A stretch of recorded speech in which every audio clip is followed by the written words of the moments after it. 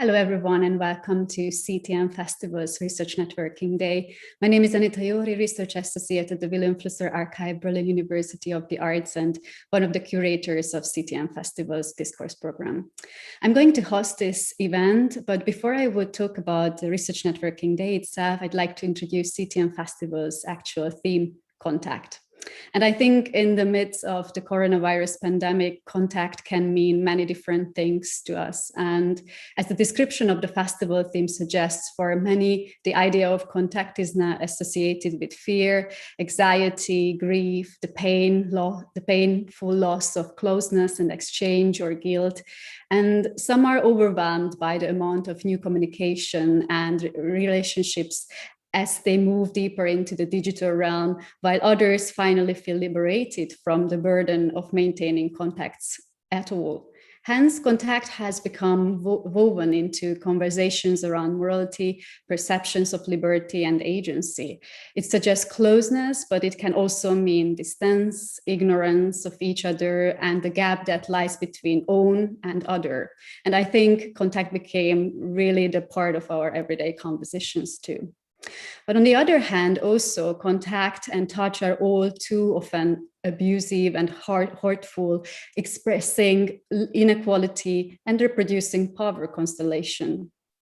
And the most important factor is therefore always the how of contact. And also that's the most important part of our contact topic too for CTM. And we think that what is needed is sensitivity, respect, empathy, and the willingness to learn and to learn from each other. Therefore, the festival suggests that today, more than ever, we need to establish positively transformative modes of contact with other realities beyond our own, and not only between people with different ways of life in different parts of the world or between generations, but also with our planetary environment and the diversity of its life forms. Therefore, CTM Festival 2022 focuses on questions and practices of contact, encounter, and touch. The main question of the festival is, how can we bring back, rethink, re-experience, and strengthen music and its spaces of possibility for exchange and emotional resonance? Because we truly believe that without new and challenging forms of contact in the present, we cannot expect a better, more collective and joyful future. Also, a festival like CTM can also create contact, encounter, and touch between people and communities, their different experiences and perspectives, between themes, practices, and methods, between genres, disciplines, forms of perception, ways of thinking, and fields of knowledge, between scenes and places, their stories and realities. And I think today we are going to experience a lot of that. As the name of our traditional discourse program event, Research Networking Day, indicates, it is definitely about contact, about getting to know each other and our research topics, even though we are separated in spaces right now. So the Research Networking Day is an exchange platform for students and researchers from different graduate and postgraduate programs in the fields of audio, arts, media, design, and related theoretical disciplines. And today, 10 students, scholars, and artists/researchers from variety of fields of study and approaches are going to present their research touching on the contact theme. They all applied for our call for papers in the beginning of the autumn in 2021, and they are the selected presenters. And now I also like to thank to all of you who also applied for this call for papers back then. And I'm really happy to see that our Lilo Symposium is getting more and more popular because we get every year more and more applications. So thanks to all of you. The Research Networking Day always takes place in collaboration with different institutions. And this year they are the Berlin University of the Arts, Paderborn University, and the German Association for Music Business and Music Culture Research. And of course, a big thanks to these collaborator institutions too.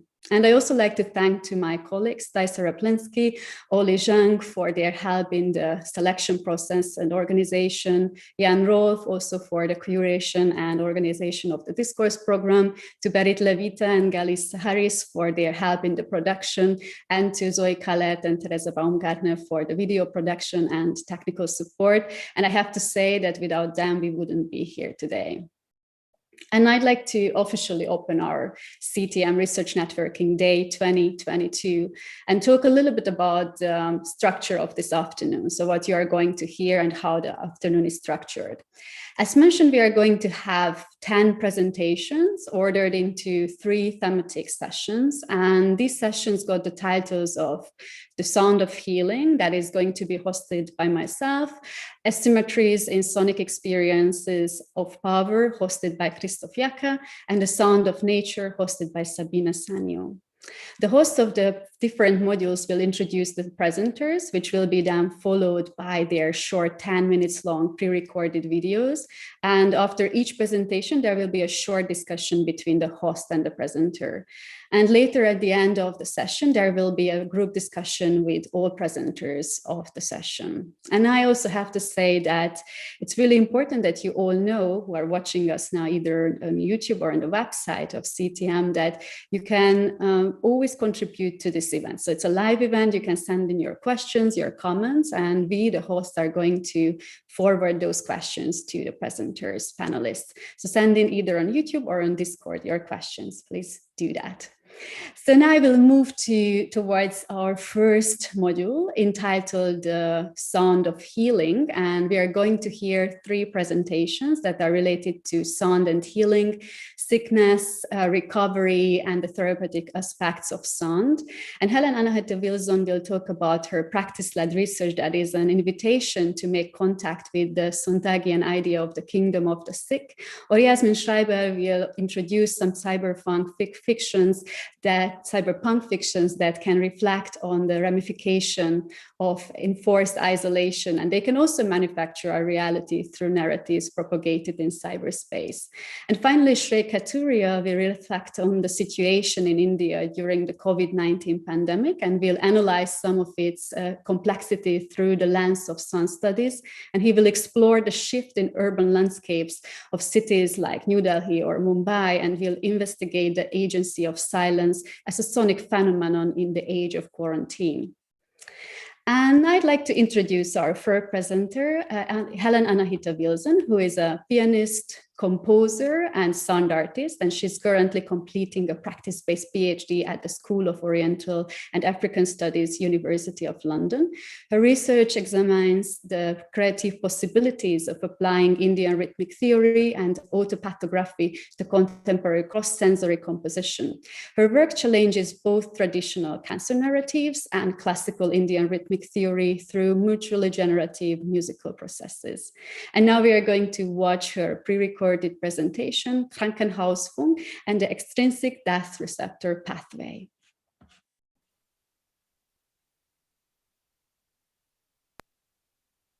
Om Bhurbhuvasvah Tatsaviturvarenyam Bhargo Devasya Dhimahi Dhiyo Yonah Prachodayat.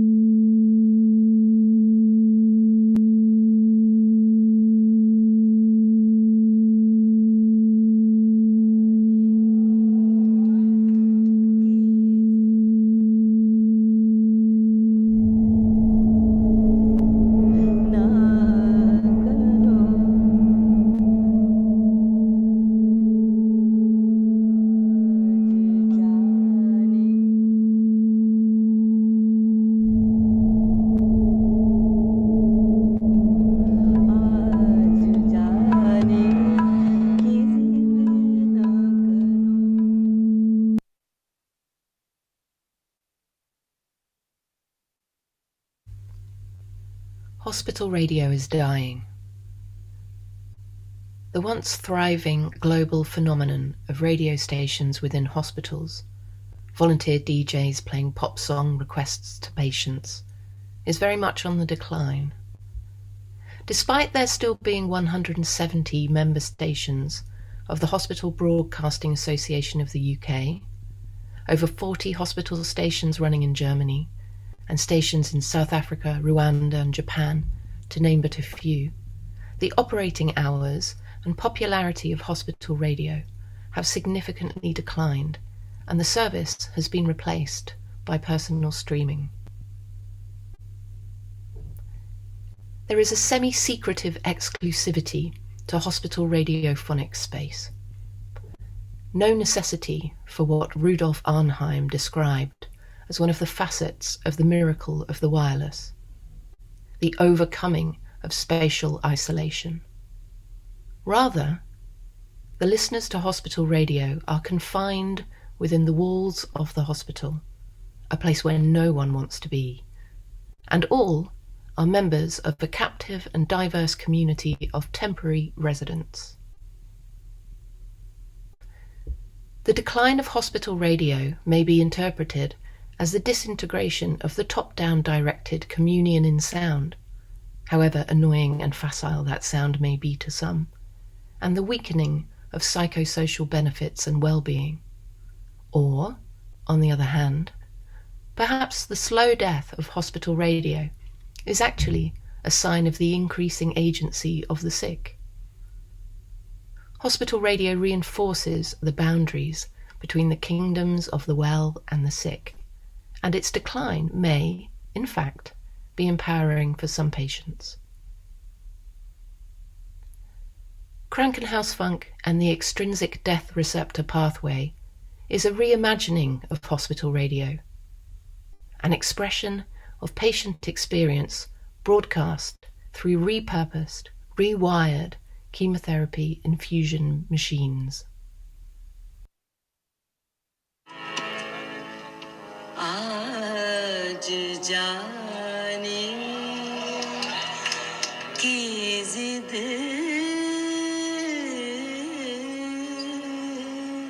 ना करो.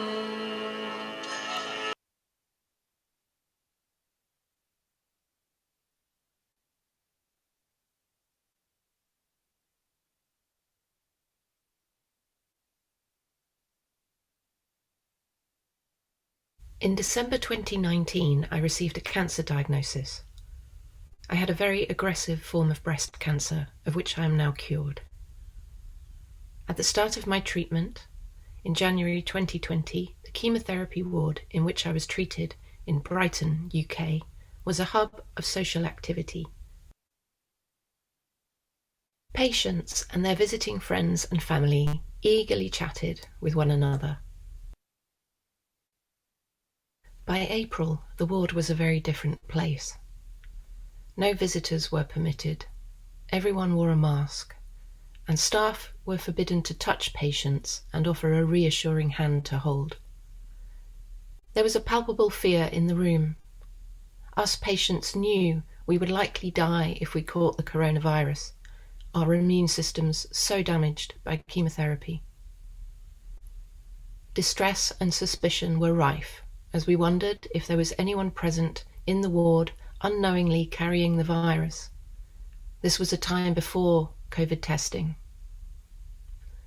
A mere encounter with another human being was so risky as to be potentially fatal. An unbearable thought at a time when emotional and physical human capacities were pushed to their very limits in the pursuit of staying alive and dealing with cancer. The much-needed reassuring contact in our lives was gone, and therefore refuge was taken in the digital world. When not in hospital, I shielded at home, alone, relying on contact through a screen and a speaker. Sometimes friends would send me music as a means of contact, and 2 of these sonic contacts are included in this work. One friend sent me a recording of the Gayatri Mantra, repeated 1008 times, to listen to whilst on the chemotherapy drip. An artist in India, whom I've never met in person, sent me a recording of the ghazal Aaj Jani Ki Zid Na Karo. The lyrics of this ghazal are particularly pertinent to the CTM 2022 theme, as they are a plea for continuing contact.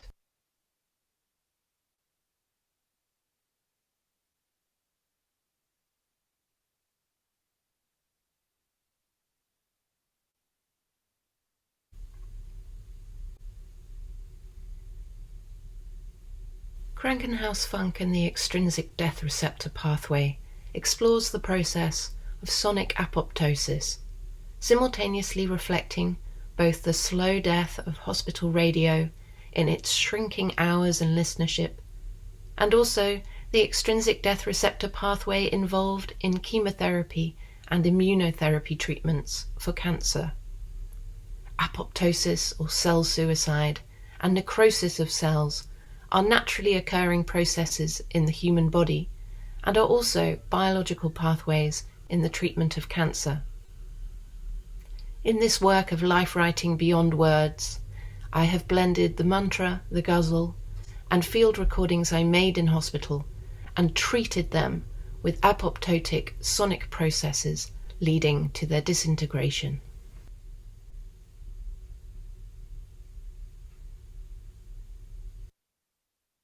This project is a belated invitation to make contact with me and with the kingdom of the sick.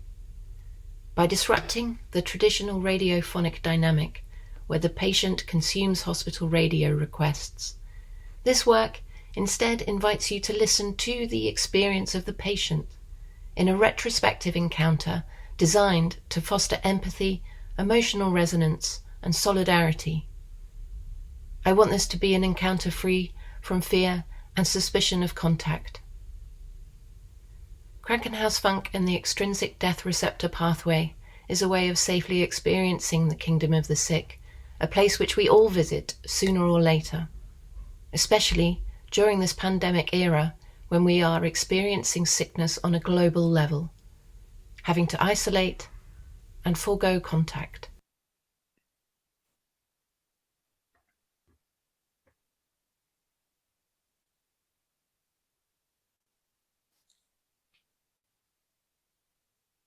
Fantastic. Thank you so much for sharing insights about your current research that is also a very personal one. I really liked how you use Susan Sontag's illness as metaphor, as a departure for your practice-based research, Helen. I really appreciate it. And I think your work is definitely a great example for a positively transformative mode of contact with other realities beyond our own. So yeah, congratulations once again. And I'd like to go a little deeper into this transformative potential of your work. And I think we got multiple answers how your work really challenges traditional cancer narratives, but how does it challenge classical Indian rhythmic theory?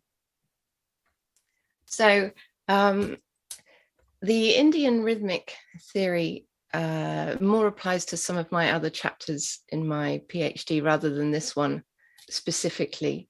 However, there are some elements of subtractive rhythmic processes that work through the piece, but actually it's more directly connected with a couple of other chapters than this one. Perfect, thank you. And maybe one more thing to this transformative potentials, because that's how I see your project in a way. I also really liked how you described the act of listening as an experience of the patient that fosters empathy, emotional resonance, solidarity, and free from fear and suspicion of contact, which we are nowadays experiencing quite a lot. And how should we imagine you're creating this experience? Or in other words, what else do you use in your practical work than field recordings? Well, with this specific project, it's an installation. So it's an invitation to walk into a ward-like space. It has 4 chemotherapy hospital chairs, each with a chemotherapy machine, which I have repurposed and rewired into speakers. The 4 chairs face each other in a square, just as it is in hospital.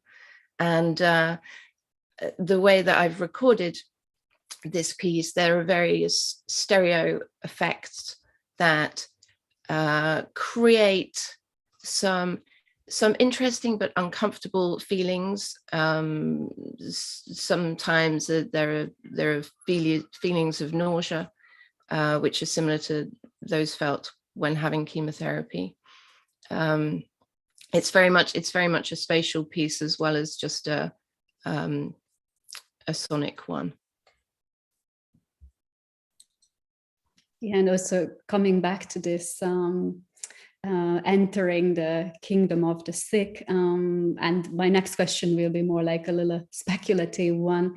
So how should we contact, or maybe better, how should we communicate in the kingdom of the sick? So is there a room for dialoguing with the sick, or do you especially focus on this experience of the sick person and there's no room for dialogue with that? Because I think it's a very interesting immersive experience. I think there's definitely room for dialogue, because although they are separate kingdoms when you're in them, we all move between them at all times. Very rarely at any point in our lives are we truly well, 100% well. We've always got some little niggling issue with us. And then there's a whole spectrum which takes you from, a bad toe down to something much more challenging and serious, like a cancer diagnosis. I wish that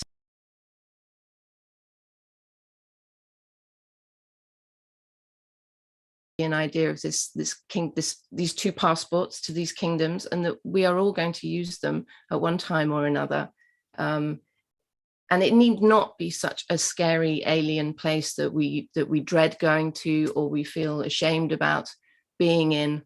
We're all going to go there, and we need to learn how to navigate those transitions with a little more ease and a little more openness, I think. And maybe last question, that how do you navigate between those multiple disciplines you are working with? Because your work indicates a lot of different disciplines of research. And is it challenging? Probably it is, right? It is challenging. And actually my background is as a classical pianist. So I'm quite a long way away from where I started off. But I'm finding ways of tying it all in together. And much of my PhD is piano related and involves the Indian rhythmic theory, as well as field recordings and videos.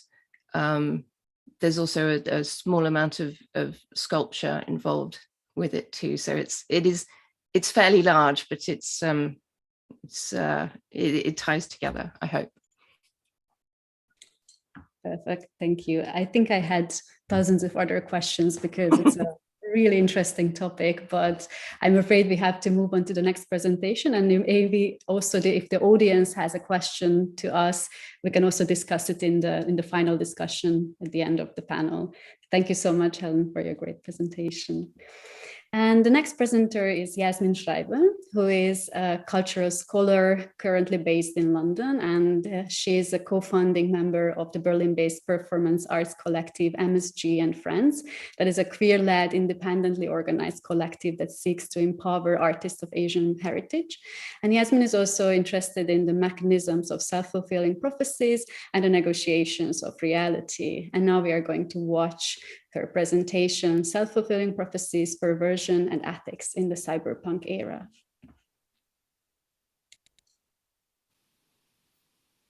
Hi, I'm Yasmin. My talk today is about self-fulfilling prophecies, specifically the concept of hyperstition, and I'll jump right into it. Hyperstition is a neologism combining the words hyper and superstition to describe a phenomenon in which semiotic productions make themselves real. In other words, whereby fictions manifest themselves into reality. Hyperstitions are not imaginary. They are virtual fictions situated in the chaotic unfolding of the real. The term hyperstition was coined by the controversial figure Nick Land of the CCRU, which was a group of academics that were collaborating in the University of Warwick in the late 90s, and they experimented with writing and fiction which they predicted would potentiate changes in reality. According to their own writing, CCRU is a meaningless brand name, but brands are demonic, tuning into cyber hype dynamics, numerizing culture, and innovating methods of propagation. Various things latch onto them in order to spread. These latchings are sorceries, involvements, participations, spirals of contamination, and the darkest sorceries are calculations, decimal deliria. Okay, so I've been thinking about hyperstition in two ways. When I submitted my abstract for this talk, I was thinking about it in terms of published or released works of fiction within the context of the MA dissertation I'm currently writing, which makes the case due to the nature of self-fulfilling prophecies, aka hyperstition. In it, I argue how, for example, how the book Neuromancer, which inspired the Matrix trilogy, predicted the birth of the internet. I analyze the citizen-denizen binary as it's represented in the anime Akira and draw parallels between that and our current stratification of social demographics. And I also pick apart a book by Kurt Vonnegut called Sirens of Titan, published in 1959, which is about an eccentric billionaire that's made it his life's mission to create colonies on Mars. So this book was particularly interesting to me, obviously, because of the parallels to Elon Musk's techno-utopian narrative of transmuting humans into an interplanetary species, an objective which he pronounces ad nauseum not only on his social media, but also when he appeared hosting SNL, which he hosted during the time when he was the wealthiest person on Earth. Grimes was also on Musk's SNL show, which can be maybe seen as a kind of historic cultural event, considering not only the scope and reach of the show itself, but also the couple's socioeconomic position. This was, of course, pre-breakup from Grimes, who I consider kind of the soft power to his hard power. And the reason for that is because of the enormous influence and cultural pull, obviously, Grimes has had over the past decade of being a pop star. Her debut album was inspired by the sci-fi novel Dune, and this futuristic theme has been constantly persistent throughout her body of work until the present day, where her Instagram account seems to represent the aesthetics of Elon Musk's rhetoric. So her Grimes' Instagram presence, along with social media presences in general, brought me to the second way I've been thinking about hyperstition, namely with the narratives propagated through the internet.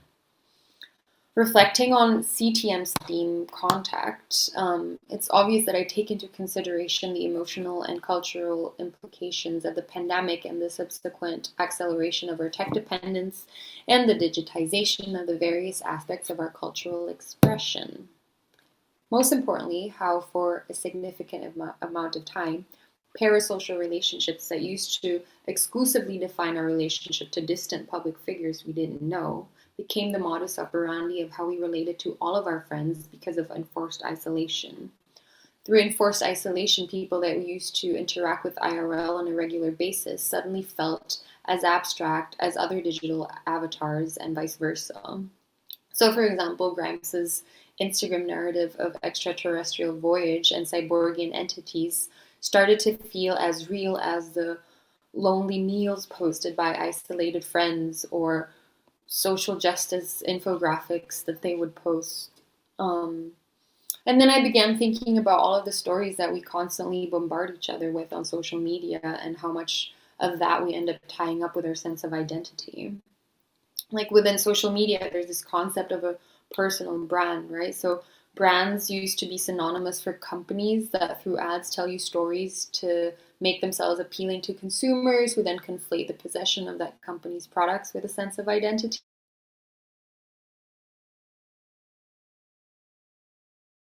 Cues for which over time you become known.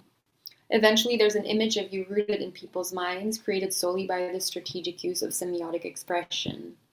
And I consider this as the mechanics of hyperstition. Now, I've been thinking or conceptualizing this type of manipulation of reality through incantations of semiotic expression as a form of spell casting, a tangible form of sorcery. This concept of sorcery isn't new. We just heard it earlier. And in fact, Marx said about capitalism that it works through a society um, which has conjured up such gigantic means of production and exchange, and is like a sorcerer who is no longer able to control the powers of the underworld that he has called up by his spells. End quote. Although Marx meant production and exchange in the literal material sense, I think this mode of thinking also applies to the production and exchange of stories and narratives. And with this in mind, I started to conceptualize these storytelling tools as a form of spell casting, in which all entities capable of linguistic and semiotic output can be modeled as sorcerers able to conjure spells that influence reality. And the reason this conceptualization seems productive is that I want to differentiate the concept of hyperstition from the more standard postmodern academic understanding of reality, in which everything is socially constructed, everything is dialectical, and the distinction between subject and object is fluid, rendering everything subjective. Because in a cosmos where everything is subjective, there is no ontological real. All knowledge is assumed to be generated within either culture, if you're a post-structuralist, or within material culture, if you're a Marxist. And that postmodern model seems to do away with all sense of agency and really renders everyone and everything as helpless victims of circumstance. So applying a kind of occultism to the workings of the internet creates a dimension in which, perhaps paradoxically, the ontological real exists. There's this space where the subject is able to act upon the object, and the subject-object dualism is what allows us to think of certain entities as sorcerers and others as egregores. And what the hell are egregores? In occult practices, an egregore is a non-physical entity that arises from a collective group thought, the creation of which can be intentional or unintentional, eventually becoming autonomous in its ability to affect reality. Traditionally, this concept can perhaps be thought of as esoteric, bearing little to material culture, but in our current era, in which through our electronic devices, we're constantly in dialogue with external sources of information, which is filtered, curated, and structured by various spellcasting sorcerers, I began to think of the algorithm as a sort of digital egregore. In this sense, the egregore is no longer simply occult, insubstantial, or nebulous, but it is comprised of a mathematic accumulation of data that has the ability to mutate or shapeshift based on the intel we feed it. In this model, we can think of the internet as an ecosystem of egregores competing with each other, with sorcerers all transmitting data into their egregores, whether these are consciously chosen or whether, like a parasite, the egregore has been able to absorb the narrative power from the sorcerer. For example, from what I've told you before about Elon Musk and Grimes, we can think of them as very powerful sorcerers that I think are also very aware of this power, hence their constant forgery of narrative through unceasing streams and spellcastings. So to tie this all together, I spoke to you about how the process of hyperstition is what has manifested cyberpunk narratives, bringing them from a fictional dimension of ideas into material culture. And then reflecting on this year's CTM themes contact, I began applying the concept of hyperstition to narratives circulating the media, social media, the internet.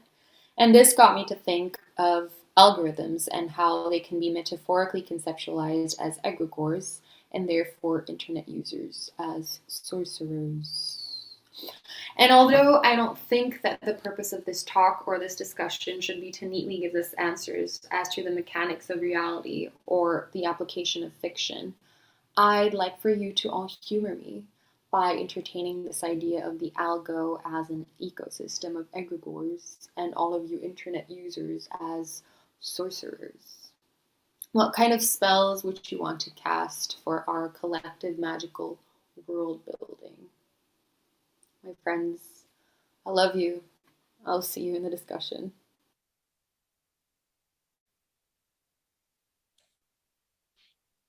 Thanks a lot, Yasmin, for your very complex presentation. And I think you touched upon so many topics that are interesting for us nowadays, I guess. And I mean, the way how we communicate with each other is the best example for that. So thank you so much. I'm still really interested of the reason why you chose exactly those two concepts, sorcery and egregore. So what is the connection between those two? I guess the primary reason is I get really fidgety when I think of the world as in completely technological and lacking any sort of more beautiful metaphor for the world. And I think like I'm just, or maybe not just me, maybe more people are hungry for like a way of conceptualizing the world as something more magical rather than just zeros and ones.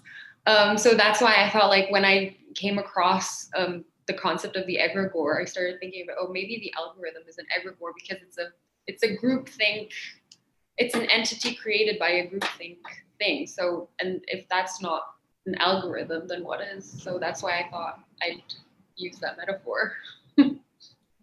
Yeah, very, very nice idea. I liked it a lot. And now let's go back a little bit to the cyberpunk, a main line of your research and of course of your presentation. And I'd like to go a little deeper into the role of cyberpunk in the construction of our reality, and especially nowadays. And because cyberpunk itself as a genre is more like I would say showing this dystopian and darker future in a way, as opposed to other genres like space operas, where this classical, very utopian and beautiful, bright future is shown. So this is why I was interested, like, what are those, like, so to say, dark sides of cyberpunk we could kind of learn out of, like, what we are having nowadays, and especially in futures in the Anthropocene and in the post-capitalism.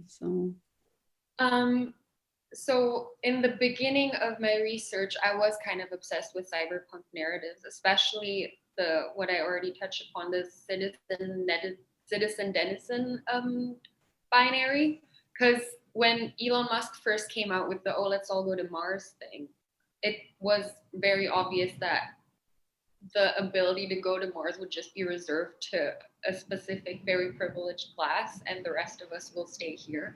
And then I started to think about these populations. Okay, so then the people who are able to go to Mars, that's the citizens, and then the people who are stuck on Earth, those are the denizens.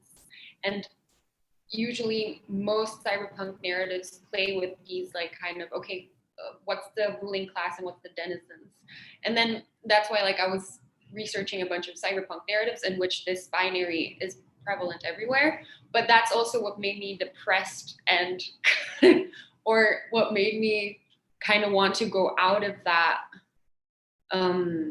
narrative and think of other possibilities. And then what made me also want to invite you all to create new narratives that is not necessarily techno-utopian, but that might counteract this seemingly predetermined voyage that we might be heading into, or future that we might be heading into.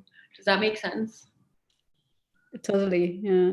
And about this privilege you already kind of mentioned, I also have a little question about the social media post of Grimes. You also mentioned that there are new realities and we understand them better. And I was thinking about the other side of the coin, in a way, for those of the people who cannot stay at home and don't work from home and not being part of these online meetings. How about them? If they, this reality is also more understandable or became more real for them too, or it's just like for those that, let's say, privileged or luxurious group who can stay at home in this phase of the COVID-19 pandemic? I think it ties to internet, because I mean, when I work at a bar, so I guess like not staying at home type of job, and then like when it's quiet and empty. I'm on my phone a lot, and I consume a lot of internet narratives, I think. And I guess, yeah, I feel like jobs where you always have to go outside, you're probably also on your phone a lot anyway.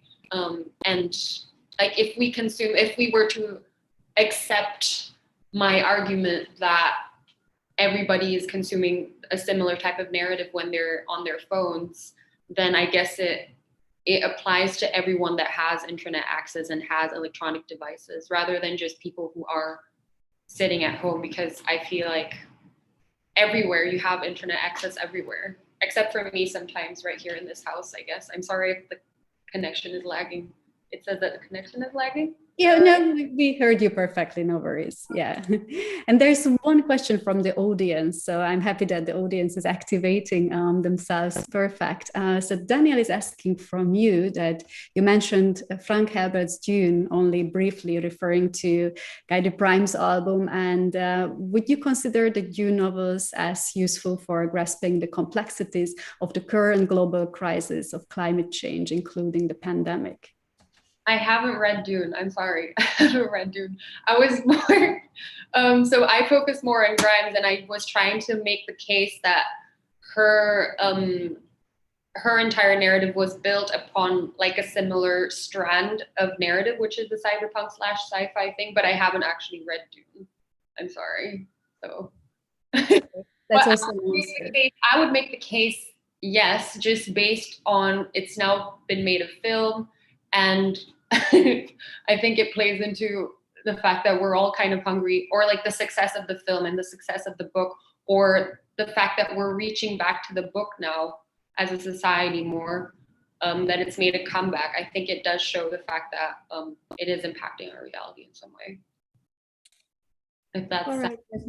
Yeah, totally. Thank you so much. And I'm afraid we have to move to the next presentation, but if there is any question left also from you, audience, please send those questions in, and then we can also forward them to the presenters by the end discussion. Thank you so much, Yasmin, once again.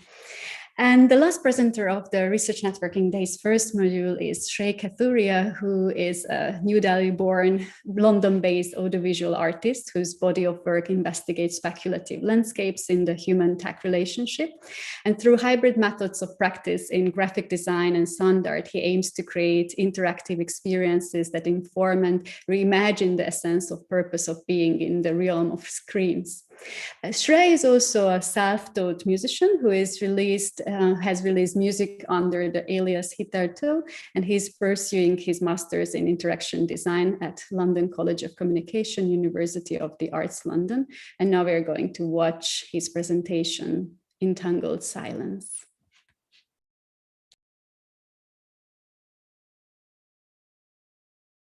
TM Festival Berlin for letting me talk about my research today. It is an honor to be here and to share this platform with so many wonderful people. Entangled Silence is an ethnographic body of research that I have developed in line with India's COVID crisis of 2021. The following presentation highlights my investigations into the mental vulnerabilities of living in a pandemic-stricken time. I do so through a study of experiences where I amplify the challenges of my research contributors, who are anonymous people based out of Indian cities, including New Delhi, Mumbai, and Bangalore, to name a few. The core intent of this presentation is to reimagine the discourse on COVID-related mental health and understand its complexities through the lens of sound studies. In it, I reinterpreted the notion of an external soundscape situated in the realm of a speculative silence that I then theorized within the frameworks of John Cage, Don Hyde, and Salomon Wergelin, to name a few, which was finally concluded in a loose sense as an auto-theory of internal soundscape. The dichotomy that I form here in this talk between the external soundscape and the internal soundscapes. The research project that was initiated as a part of my master's at University of the Arts, London, had taken a collaborative trajectory when I asked my research contributors to reflect deeply on their lockdown challenges and how external sounds of their respective cities influenced their mental and to some extent physical state. Through these conversations and informal interviews, what emerged were interconnected reflections that dealt with unrest, loss, and mourning, and varied forms of cognitive challenges. What's interesting about these conversations was that despite having a common premise, i.e. the catastrophic second wave and the lockdown, Each of my contributors responded differently to the rising turmoil that unfolded around them. Furthermore, to analyze and re-understand these painful experiences and anecdotes, a big challenge for me was to become a part of them. Having lived with this unrest in a vicarious sense while living in the UK, Entangled Silence for me had, to some extent, become a self-reflection of sorts. Sounding out my city, New Delhi, having lived a considerably long life in New Delhi, my understanding of its soundscape is crescent, it's ever expanding and it's turbulent. To me, the capital city of a densely populated country sounds like a forceful machine of noise that envelops everyone and everything that touches it. I draw this analogy of Delhi's acoustic environment in line with Worglin's reflection of London, in which she describes it as a sonic life world where the urban sounds and crowds are massive and pervasive. She dissects this urban soundscape as an intimidating drone that is coming closer to her, engulfing her in its physical presence. Similar to the sonic characteristics that she elucidates in context with London, Delhi, before the lockdown, would also ring, Delhi would also buzz. The annoying noise of my neighbor's old scooter was like an alarm clock for me in the morning. What I just described here is a brief snippet from a conversation with one of my research contributors who, after losing a loved one in the second wave, was reminiscing the external sounds that she would associate with in her mourning. One of my contributors facilitated my thinking around the turbulent soundscape of Delhi through this old scooter, sound of which was absent during the lockdown. The contributor, based out of Dwarka, residential hub in the southwestern part of Delhi, reminds me of a summer morning at 9:30 a.m. on a weekday where I sat impatiently in my car, stuck in a traffic jam on the Dwarka Expressway that seemed to be a never-ending ordeal. In this traffic jam, there would be sounds emerging from a hubbub of sputtering diesel engines, throbbing motorbikes, and faint sounds of radio leaking through the cars. Sonic hauntings in Mumbai. The sonics in a pre-COVID Mumbai would encapsulate a force that is louder and more turbulent than that of New Delhi. Mumbai, for me, emanates a sonic drone that's fast and unpredictable. This drone can be understood as Worglin's sonic beast, which betokens the force of 1 billion people in the rush hour, relying on one giant train network that's centered at Chhatrapati Shivaji Terminus, the central train station in Mumbai. The penetrating shrills of trains in the morning that dominate the percussive drone of footsteps at CST can be assumed to provoke an intimidating sense of speed and panic. During a conversation with one of my contributors, who is an electronic musician living between Mumbai and Doha, we discussed the pre-COVID sonics of Mumbai, in which she reminisced the Bandstand Promenade, a popular spot for evening strolls in South Mumbai. We discussed how, in the evenings, the dimly lit seaside walk would get washed with loud sounds of water as the waves gush in panic mode, hitting against the rocks. Oozing through a translucent intermittence of sounds of water, people chattering and their footsteps are the thin but melodious sounds of hawkers selling snacks and chai. During her reflection on the soundscape of Bandstand Promenade, she reported to me a sense of mental and temporal dislocation that emerged from the quietude of Mumbai. This quietude, as I interpret it, would be the absent sounds of the city. She added how the memory of the sounds of her family home in Mumbai and her late grandmother would sometimes transport her in a different headspace. As a tribute to her grandmother, she produced music that featured samples from old filmic soundscapes of Bollywood that grandmother would listen to, and sounds that would ignite a sense of nostalgia in my research contributor. I comprehend this sense of nostalgia in her song through Ujjaya's analysis, where he explains sound and music as a catalyst that intervenes, metaphorically, between our past and present. He expands that in the process of nostalgia through sound or music, the past is not recomposed, rather it is a presentation of an evocation. The evocation, in the case of my research contributor, is an amalgamation of sounds that would haunt her family home during the lockdown, and the songs that her grandmother used to enjoy in the pre-COVID landscape of Mumbai. Sonic life world, as Worglin describes it, is a produced world, a sonic realm that exists with or without complementing the visual world. She imagines shutting off the drone and the urban hubbub in a busy city and illustrates, in what I would like to call a poetic fashion, a sonic beast that has been tamed. In this imagination, she discusses how, when the oral world disconnects from the visual world, the city, its people, and, in my case, its vehicle engines, for example, have suddenly got nothing to do with her. Sonic life world, in my understanding of it, is a catalyst, an interface that allows us, in a conscious or subconscious manner, to engender a world that transcends our external soundscape. Quote, in fact, try as we may to make a silence, we cannot, end quote. I understand silence in the context of my research through John Cage's poetic lens, where he comprehends it as a sonic element, or a component that I may call it, that can neither be made nor eliminated. Through Cage's frameworks, the notion of silence in my presentation exceeds the idea of a sonic absence. Rather, it opens up a brand new territory of oral that may not necessarily exist in the external soundscape of my contributors, but prevail, expand, and metamorphose in a psychological sense. It's vital for me to try to comprehend the subjective notion of silence to better understand the internal soundscape. And I comprehend silence as a complementary ingredient to the soundscape that I discussed earlier. It holds similar characteristics as the external soundscape, where it possesses self-autonomous qualities and can be understood as an integral non-component of sonic life world that I illustrated earlier. Additionally, silence in this case can also be perceived through Housewolf's understanding of it as a formless, soundless haunting. In acoustic territories, Housewolf illustrates the territory of signal as a means of disruptive surprise, an unconscious energy that hovers across the globe. This inaudible, soundless phenomenon that I call silence coexists for me in both the external and the internal soundscape. The grief and loss, and how my contributors and I responded to it, can be perceived through Hyde's writings on the imaginative mode that theorizes a second voice, which in Hyde's hypothesis is the imaginative voice. In the case of my contributors' collective grief, it is worth asking if this imaginative voice that Hyde theorizes can be speculated as an entanglement between silence and the internal soundscape. Another example that I investigated is from one of my Delhi-based contributors, wherein they reported a constant ringing inside their head.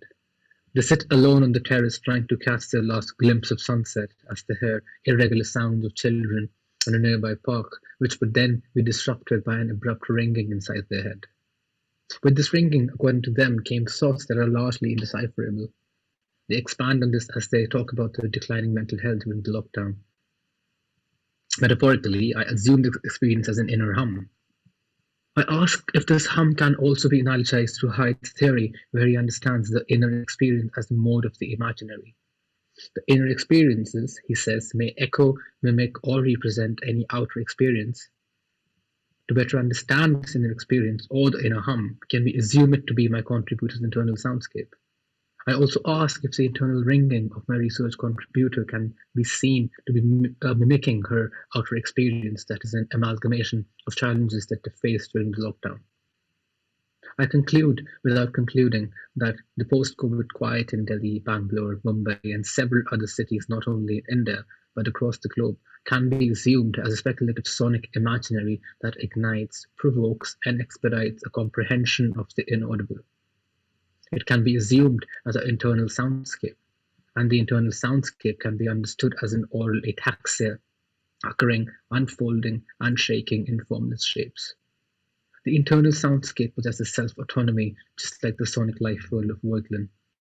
Like Cage's silence, the internal soundscape can neither be made nor reverted. It exists translucently beneath the turbulence of traffic, footsteps of people, and the vocals of our camaraderie, or moaning. The internal soundscape is an entanglement between what we can hear externally and what we can hear inside us. The tinnitus of thoughts, the phenomenological cinema of the mind, and the collective grief of the others all play a significantly crucial role in the production of the internal soundscape. Thank you. Thank you so much, Ray. I really enjoyed your method, how you played with silence in your research and how you interpreted it as a provocation for the comprehension of the audible and the internal soundscape. I really like this idea.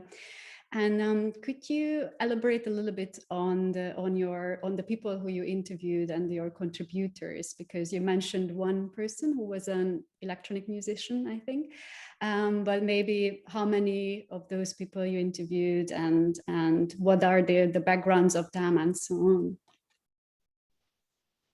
on. Yeah, for sure. So, like as I said, it's like the whole talk that I just gave, for the video that we displayed was essentially a snippet from like a larger presentation. So I had researched about 7 people. Like I sort of like had interviews with them in an informal manner. So all of them sort of came together from different places in India. I mean, so the musician that I was talking about is basically based between Doha and Mumbai. So I mean, like it was just like having conversation with all of them. They were like these a lot of themes that I thought were interconnected, but at the same time very large. So I think with like the person who was the electronic musician, so like it kind of coincidentally worked out because we were just having a very, very long chat about something else that it get kind of converted into this sort of an interview, which is where I asked her if she's okay if I include her in my research. And so she was like talking about this whole idea of nostalgia through sound and nostalgia through music, considering she's also a musician herself and like uses a lot of like samples from, like, as I said, filmic sort of like soundscapes from the Bollywood, old Bollywood especially. So that kind of like gave me a new perspective to perceive how people, sort of like comprehend their own, I would say, loneliness, or like how they would comprehend their own feelings of being disconnected and this feelings of not being in contact with like with their family or like with other people because of the pandemic. So, and then how would they further respond to loss? So I think for me it was very interesting to observe how she would use those sort of like samples, and how those things were not just like arbitrary decisions made by a musician just like making stuff and launching it on like SoundCloud or something, except like even a little sample that she was using in the song, all of those nuances that like she kind of like was reflecting on, or like she was hovering on the death of her grandmother. So all of those things sort of came together, and it was, to be very honest, quite touchy for me as well. So I was like, I mean, why not just include it in the research? And also I had some theory. So as I said, like the coincidence was like I was reading something by Ujjayi, and then it kind of was the same because he talks like one chapter in itself, from what I remember, was just about nostalgia. So it's sort of connected, if that makes sense. Yeah, totally. I was also thinking about this aspect of or like the external soundscape influences the internal soundscape. You mentioned because of the lockdown and then silence and walking on the street, and it's a totally different soundscape. And how about other way around? So maybe, like how this more like depressive, melancholic state of mind and internal soundscape influences than the external soundscape. I'm not sure if I understood the last bit of the question, but like, are you saying how the internal soundscape? So you're saying basically like if I were to reverse the analogy that I had created, what would happen then?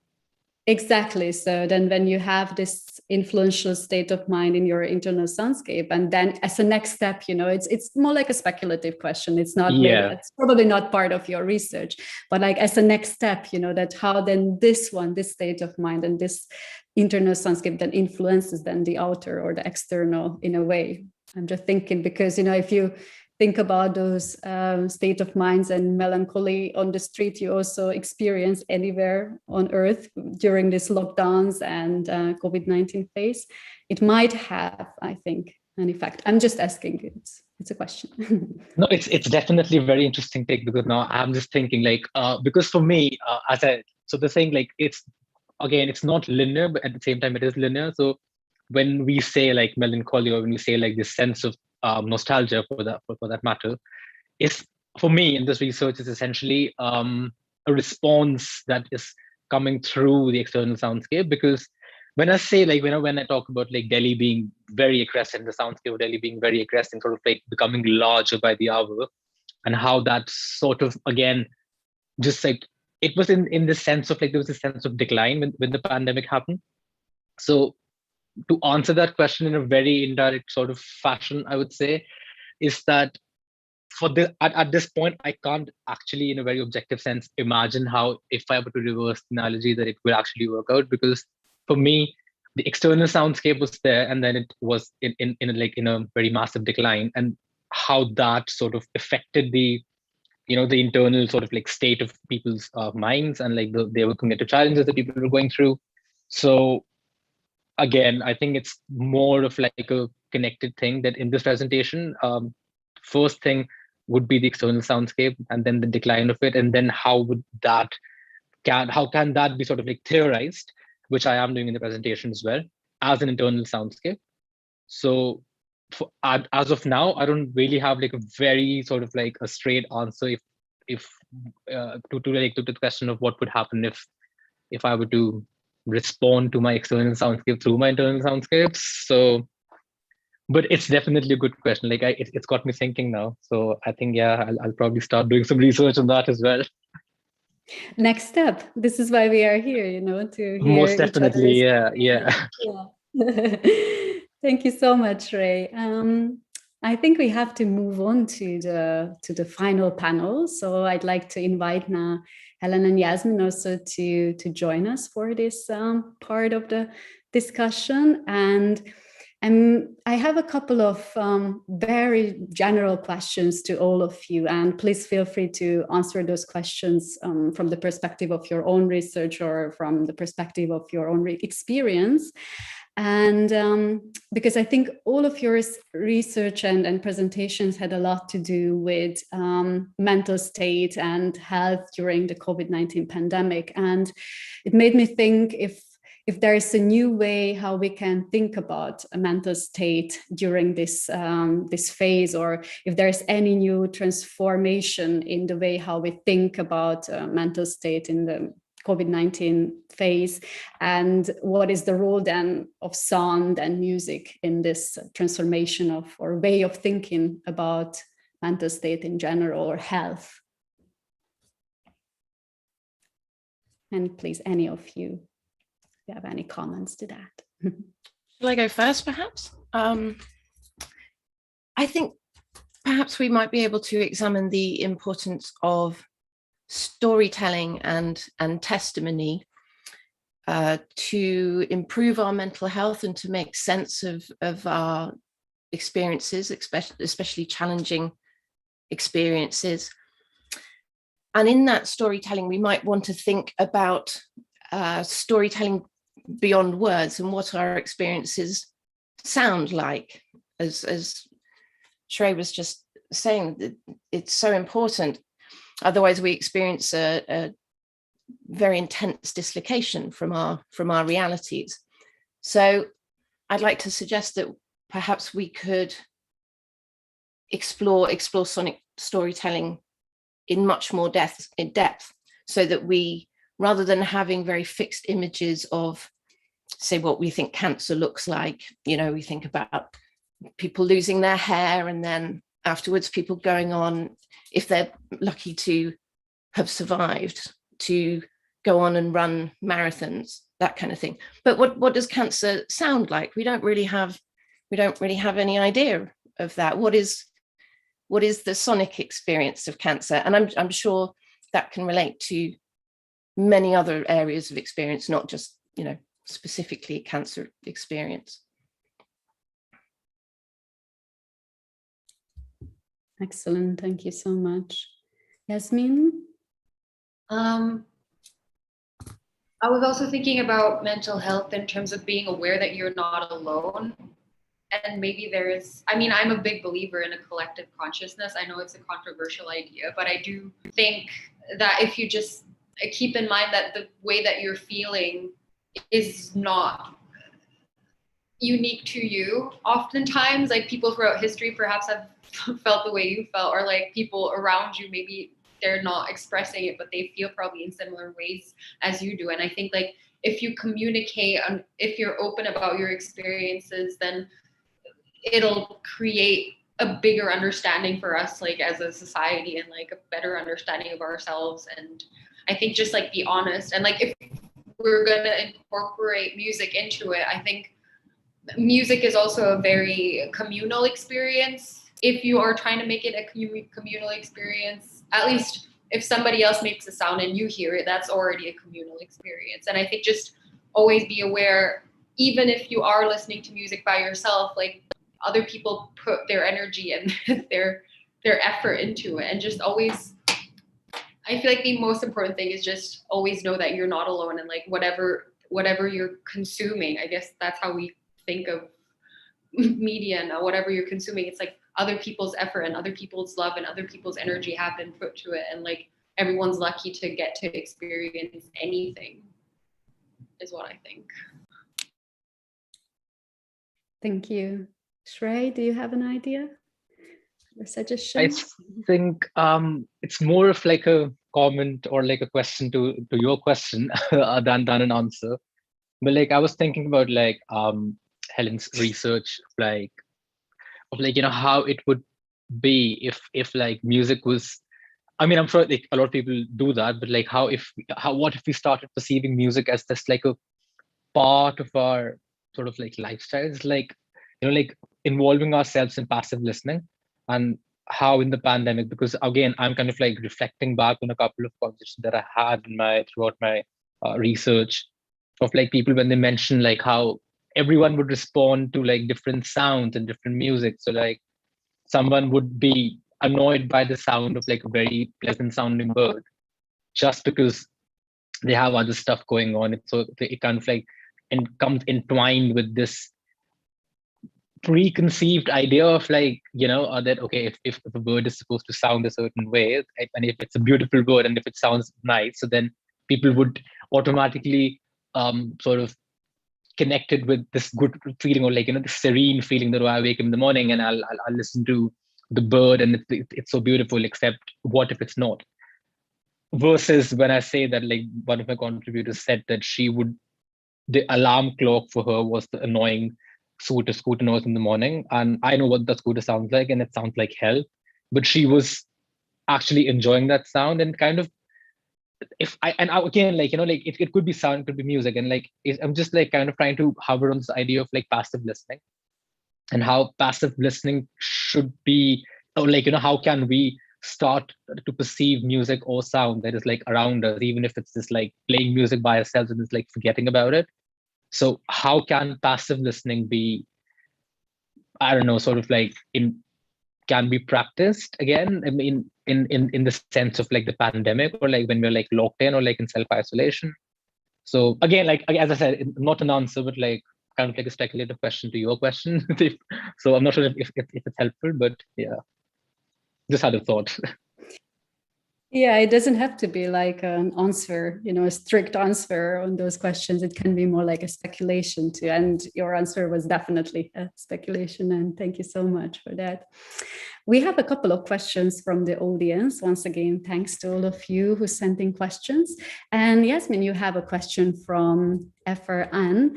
Aren't the mechanics of hyperstition and of self-fulfilling prophecy exactly the mechanisms of finance capitalism, of colonizing the future? That's a question. And investing in an idea in order to fulfill it, in order to be able to profit from its fulfillment, that belongs to that. And don't we need counter narratives that do not fulfill the creative and opening into a livable unknown? So these are like whole big questions. I can repeat it. I can repeat the first part. I think that's the most important. Did you hear me? I got this finance speculation bit, and then it kind of broke off. All right, I'm going to post this question to you in the chat, and then you can read it and then answer on that, right? But I guess I'll answer the first part of the question. Okay, all right. Yeah, go for it. And I'll read your question meanwhile. But yeah, that's also what got me into the concept of hyperstition. I read this book called The Way We Live Now by Anthony Trollope, and that was written in the late 1800s, and that was during the beginnings of the beginnings of Wall Street. Basically, people speculated upon future finances, and that what created the entire economy. It was just a bunch of aristocrats in the UK betting and gambling on like the railway system in the Americas, and the people didn't actually know what they were betting on. They didn't really understand the way that the finance market worked. Obviously, I don't think anybody does today. I think people still are just speculating upon it. But I think that's why I think narratives are so important, and that's why being conscious of what you're doing is so important, because if we perpetuate whatever we perpetuate and whatever is believed by a group of people, and that's what becomes the egregore. And I'm going to read the question now. Colonizing the future. Yes, and that's exactly what I'm inviting, to create these counter narratives. And instead of going into this kind of like techno utopia, I think like the sci-fi cyberpunk narrative, for example, the sci-fi is like this techno utopianism where we believe technology will solve all of our problems, and then the cyberpunk narrative is usually this techno dystopianism where we think it's gonna like drive us to our complete what's it called, a very negative word, demise. But I think, yeah, we have to have like counter narratives, and I had a word for it. Just, yeah, counter narratives is a good idea. And this is what I'm trying to invite people to do, and like incite or inspire people to do, is just like be aware of the stories that you put out there. Perfect, thank you. We also got a general questions, and I think all of you could answer from Andrew. And Andrew is asking, I'd like to hear about how the research or installation experience with others influenced how you understand or theorize the relationship between sound and subjective experience, brackets health, and everyday discourse about it, especially in surprising or unexpected ways.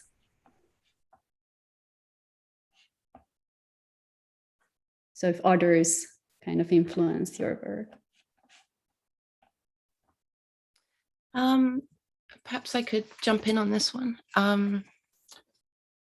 To be fairly specific to my research and health exhibitions that I've been to, particularly those that deal with cancer and cancer narratives.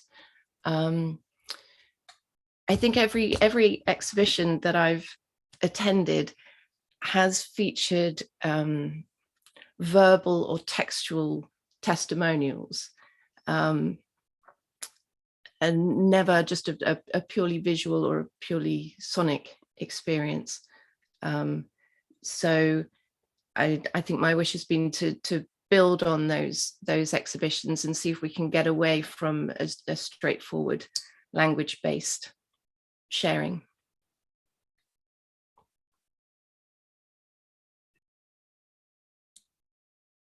The others?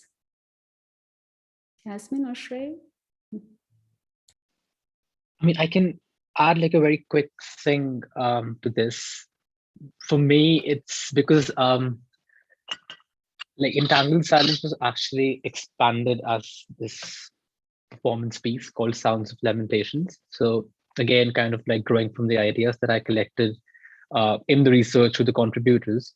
So I think for me, to answer your question in like a very simpler form, or like a comment of sorts, not an answer as usual, I think it's kind of, for me, I would draw parallels between theory that already exists, because I think when people talk about like, you know, when like if there's an experience that people are sort of like communicating about with me, I will never ever understand it to like the fullest extent. So for me, in that process, I have to draw parallels, and I have to draw parallels between what they have gone through, what they are going through, or what they might go through, and between what I have experienced so far, or, you know, also like to some extent my own, I would say, insecurities as well, because I also very clearly mentioned that Entangled Silence for me had become a self-reflection after a point of time.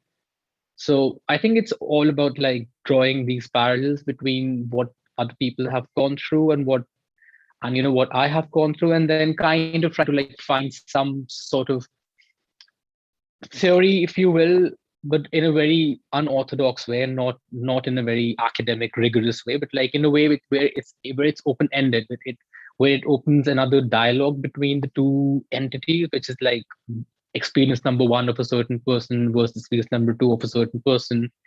I'm kind of trying to sort of like find some loose connections with it, because as you said, it's all subjective. So the subjectivity of it, I think for me, is what gives it the value and makes it worth researching, if that answers your question.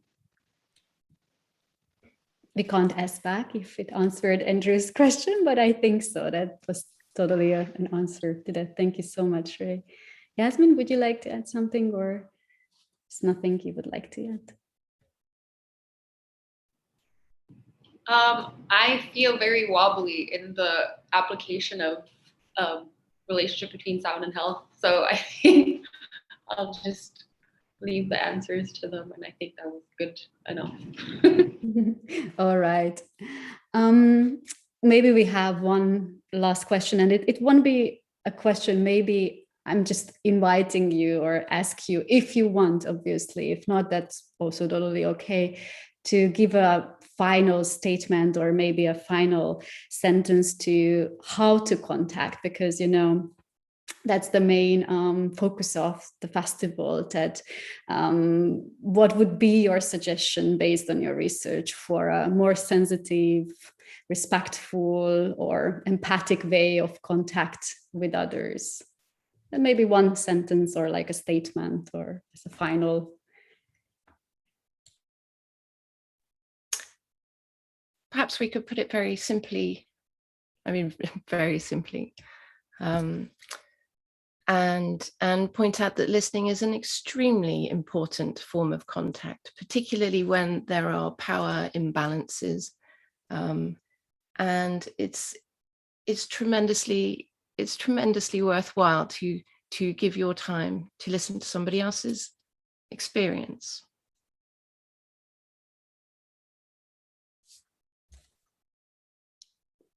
Well said, thank you.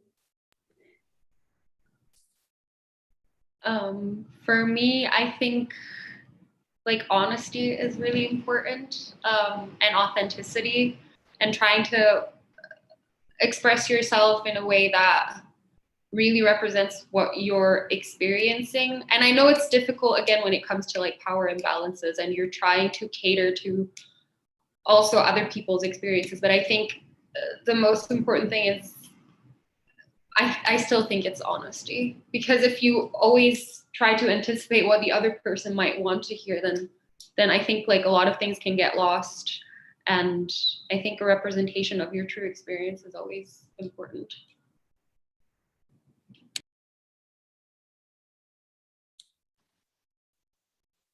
I think I second Helen's sort of comment in this.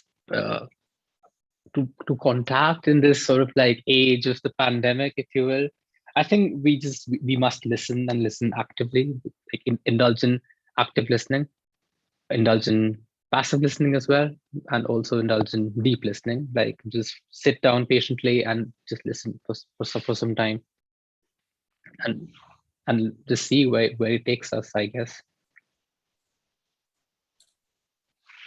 Nice final words. Thank you so much to all of you also for being part of this module and for your presentations, Helen, Shrey, and Yasmin. Really nice presentations. I think we have a lot to bring with ourselves from this panel. And now we are going to have a little break, 40 minutes exactly. So we will start at 2 p.m. In Berlin time. So if you're in another time zone, it's going to be in 40 minutes. And the second module is asymmetries and sonic experiences of power. So that's going to be the next topic we are going to deal with. So see you all in 40 minutes.